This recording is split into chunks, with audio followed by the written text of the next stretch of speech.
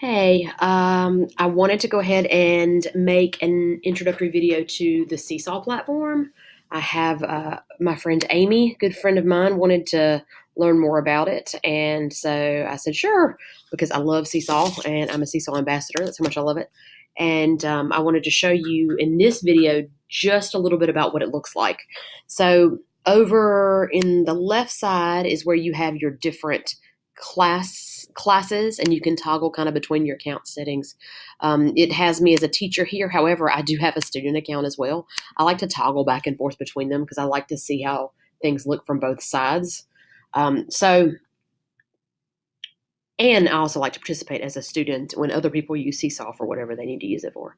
So when you look over here on the left side, you have the journal, which is it's almost like a news feed for social media. You see different postings pop up as the students or the teachers post things. There's an option to like, there's an option to comment, there's an option to tag a skill, there's an option to move a post or to file it in a specific folder. There's all kinds of options on here for that. So, and you can see them. You can see right here other options that are available. You can get the QR code for that specific post. You can edit all the different the things. You can edit people that are tagged in it, all kinds of things. So over to the right, you'll see the different tabs for other features that are available. So this is the journal tab. It's the news feed. Essentially.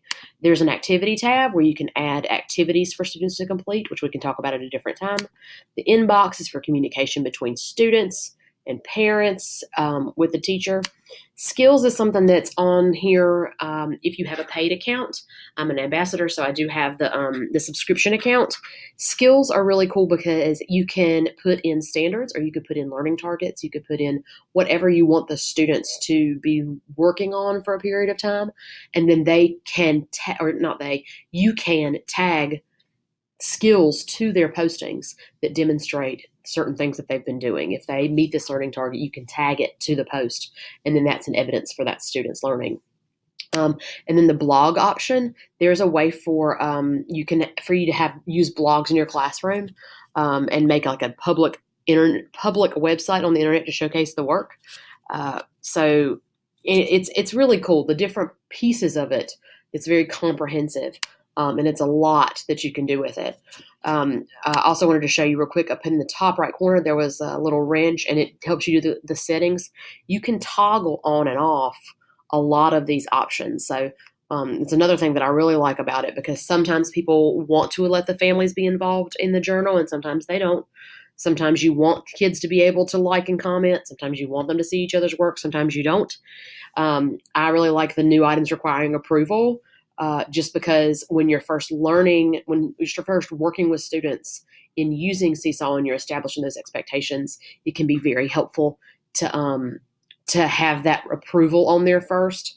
You don't have to have it on there, but a lot of times when you're teaching students the expectations and how to practice appropriate and responsible social media usage, that can be helpful. You can enable the blog or disable the blog. You can add folders, manage folders. You can manage skills. See, these are skills that I've played with on here. You can also have them uploaded. You can have standards uploaded if you wanted to. So there's lots of really cool features on here. I'm also going to show you real quick what posting on here would look like and what the posting options are for you as a teacher and for students. So when you want to post to the classroom journal, you click the little plus sign, the green plus sign. You can share, as a teacher, I can share an activity. You can post to a student journal. You can send an announcement. When it comes up for the kids, it allows them to create a student journal post. So if I'm going to choose that option, because this is what it looks like to students when they choose it. So these are the options of things you can do to make a posting to your journal. You can take a photo, which will allow you to take a photo. There I am. Hi.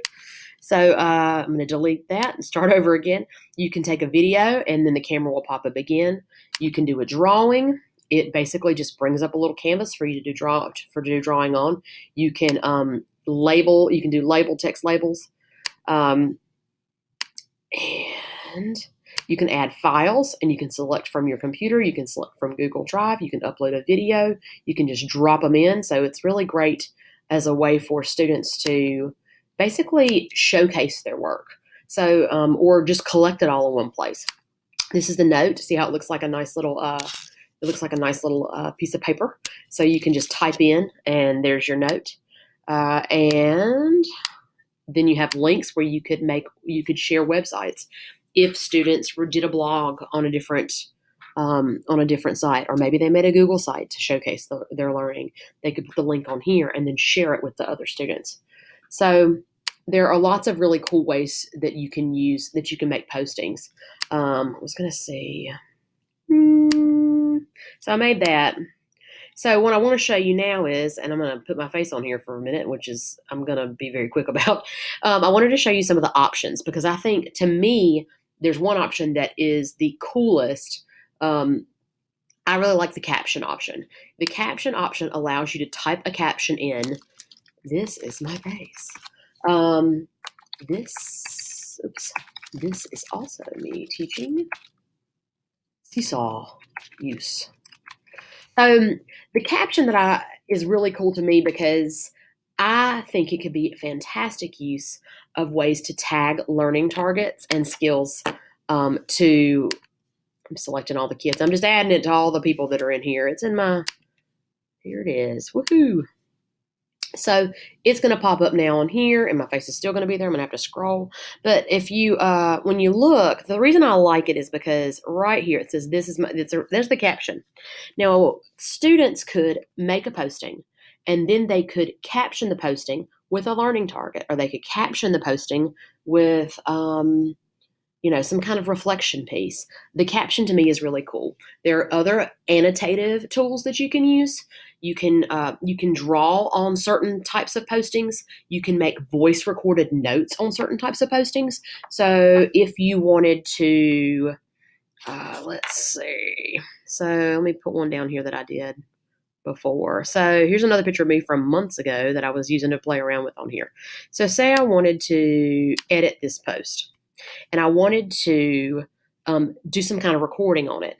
I could go down here and hit record, and it'll let me record a voice note for that, which it lets you do that on lots of different types of posts. So kids could essentially use tools that they feel most comfortable with to help them demonstrate and explain the learning that they are having in your classroom. So this is just a really broad introduction to it. And I will probably do some more in-depth ones as we look at the specific activities and skills and those types of things. But this one just gets us started in understanding a little bit more about Seesaw as it is, as its various uses.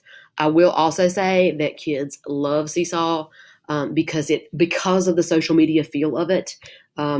We have middle schoolers that have said that it's kind of like Instagram for school, but it's also totally private. So you can even limit it so the students' parents are not even involved, or not even able to see the work. Or you could open it up so you can encourage parent involvement.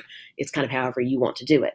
But so I really enjoy this program, and I hope this is helpful to you in getting started with it. And we'll be adding some more as we go. So thanks.